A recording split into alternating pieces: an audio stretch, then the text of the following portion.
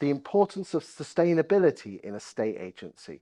Today, I'm joined by Simon Leadbetter, ex-head of marketing for Countrywide, Knight Frank, and Finer Country. And he's here to talk about the power of sustainability and how it's such a unique opportunity for estate agents for them to get more business. Simon, talk to me.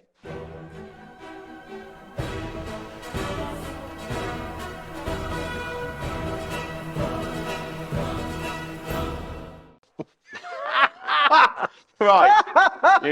You're going to get me on my hobby horse. You're going to struggle to shut me up now on this one, I'm afraid. Okay, So I'm well, sure you'll master it. The clock's on.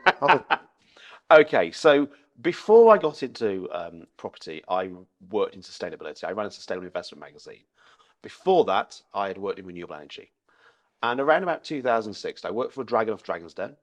His company profiled clean tech companies as renewable energy companies. And I'm a capitalist. I'm a proud capitalist. I like capitalism, what it does. I like being an entrepreneur. And I looked at this renewable energy. I'm thinking, this is amazing. So you can do good things and make lots of money. I like that. And then I discovered about how poor marketing was in sustainability and renewable energy. So I created a sustainable investment magazine, essentially to explain you can invest money, get a good return, and still do good things. So that's a no-brainer. Why would we do that? It's now become really popular. And then I came into property, and it was like, wow, guys, this is a huge opportunity for us. You know, we look at people's homes, which are a big source of climate change. We talk to all these homeowners all the time, and we're not really talking about sustainability like so many other industries are. It's all about getting the listing. It's all about getting the listing. And you know, we've talked in another video about the value of brand, and with the way the world has moved in the last, I'd say, since 1962 when Rachel Carson wrote The Silent Spring, but in the last 15 years, sustainability has become a hygiene factor. And while many people still won't make it their sole decision point, it's increasingly becoming a factor to go, are you someone I know, like, and trust? Because now we're all recycling, putting recycling bins. Electric cars are rising up the ranks, whatever we think about them. People are using renewable energy.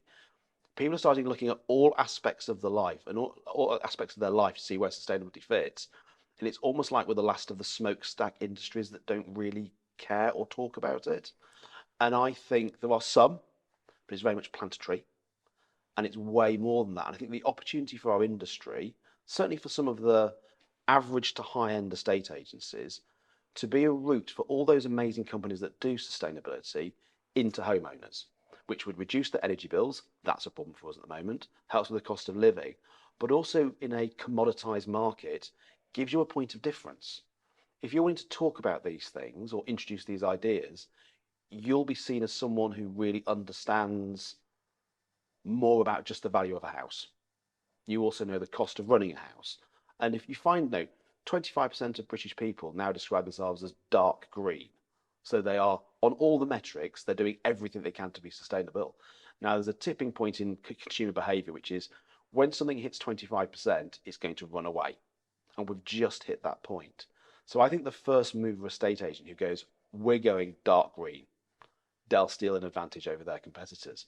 And also they attract a very specific type of customer. They tend to be more affluent. Bigger houses. Bigger houses. Bigger fees. Bills, bigger fees.